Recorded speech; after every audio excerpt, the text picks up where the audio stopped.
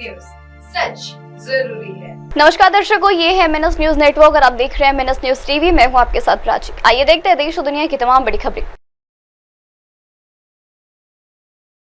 PM Modi के स्वच्छता अभियान के तहत नीति, सभी 70 विधानसभाओं के दिए जाएंगे नेता। सत्ता की चाबी यहाँ समझकर पूरा समीकरण। आइए देखते हैं खबरें विस्तार से।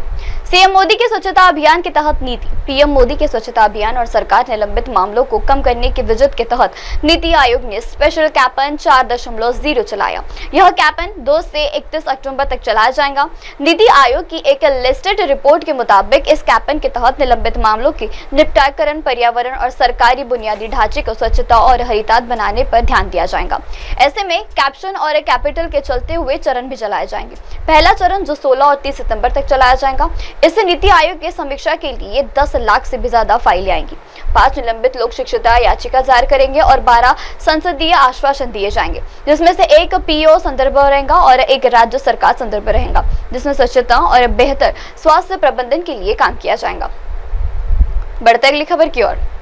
सभी 70 विधानसभाओं में लड़े जाएंगे दिग्गज नेता।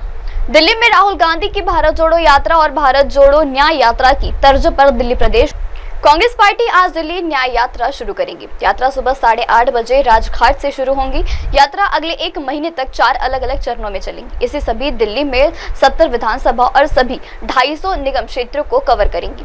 दिल्ली में पहले दिन दिल्ली न्याय यात्रा राजघाट से शुरू होगी और पुरानी दिल्ली के चांदनी चौक, मिटिया महल, हैजा कजी, कट्टर बिरयानी रोड से होकर गुजरेंगी। न्याय यात्रा पूरी तरह से पदयात्रा में रूप में होंगी, जिसमें 200 नियंत्रित यात्री शामिल होंगे जो पूरे 30 दिन तक पैदल चलेंगे, जबकि पार्टी के अन्य नेता और कार्यकर्ता विभिन्न क्षेत्रों में यात्रा करेंगे। बढ़ते अगली खबर की ओर। सत्ता की चाबी यहाँ समझने के लिए पुरावा नहीं। झारखंड के कोयला और स्टील के लिए मशहूर झारखंड में सत्ता की चाबी SC/ST के लिए आरक्षित रहेंगी, जिससे 27 जोगी गठबंधन इनमें से शामिल रहेंगे।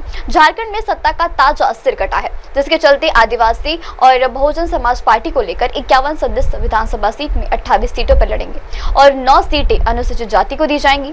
पिछले 2 विधानसभा चुनाव पर नजर डालते हैं तो इन सीटों पर जिस पार्टी का दबदबा रहा, उनमें से झारखंड की सरकार बनी।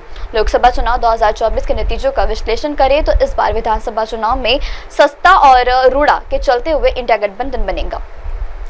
वक्त तो चाहे दर्शकों ब्रेक का। ब्रेक लौटने के बाद देखेगा देश और दुनिया की तमाम बड़ी खबरें। बने रहिए MNS न्यूज टीवी पर। नमस्कार।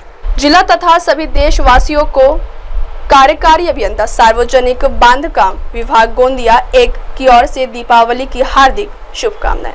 Hi, this is Abhijit Sawant and you are watching MNS News.